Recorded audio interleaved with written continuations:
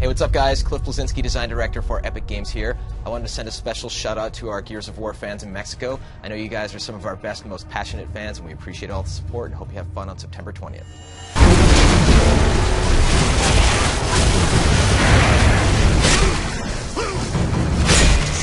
So Gears of War 3 is a culmination of everything that's been building up from Gears 1 to Gears 2, ultimately to Gears 3. The coalition of ordered governments has fallen, an infection is spreading across the land, causing all the locusts to become lambent, and it's up to Marcus and his friends to clean up the mess. Marcus Phoenix is a man who's haunted.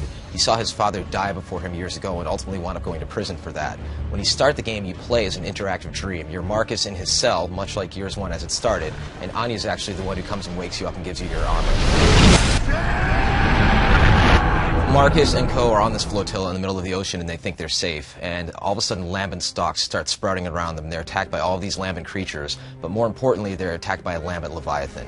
Now, we had seen a leviathan in Gears of War 2, which is a giant sea monster. You haven't seen it infected. It's a lot bigger, it's a lot nastier, and it's a lot angrier.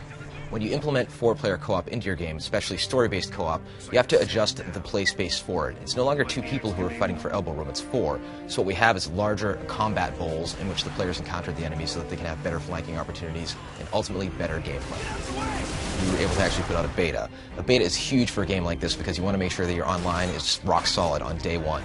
Ultimately 1.3 million that helped kick the tires and make sure that this is the best online to date. When you play an online game, there's so many different variables that can affect your performance, and for Gears of War 3 we wanted to make sure that it was rock solid from day 1. We decided to make sure that we had dedicated servers for everybody when you hop online on September 20th to make sure that the game runs buttery smooth when you take on your enemies. So we have a new mode in Gears of War 3, it's known as Beast Mode, and for the first time you get to play as all the crazy different locust monsters, everything from a ticker all the way to a boomer and a baby corpser, right? It's very unique in the fact that it's actually a class-based mode. Each creature has unique abilities that need to supplement each other, and you need to take out all those pesky cog soldiers within the allocated time period.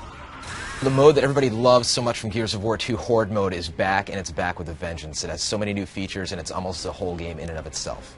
Some of the new features that are in Horde 2.0 are first and foremost fortifications. Now you have a certain time period before the Locust attack where you get to buy fences, turrets, decoys, and things like that, upgrade them, and then kill Locusts, get cash, and use that to spend to upgrade them further.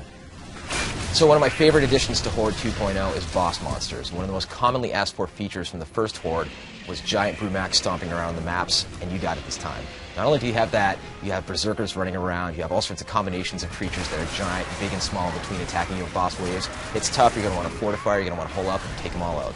Now in Gears of War 3 we've implemented Team Deathmatch that actually has respawning, so max time you're waiting is like 3 to 10 seconds tops, right?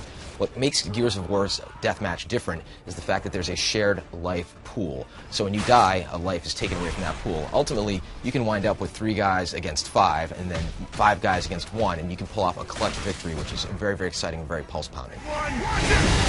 If you haven't played a Gears of War game before, now's the time to start. We recap what has happened in the fiction at the beginning of the game so you can be brought up to speed very quickly. More importantly, with co-op, you can play with a friend and you can introduce them to this beautiful cinematic world.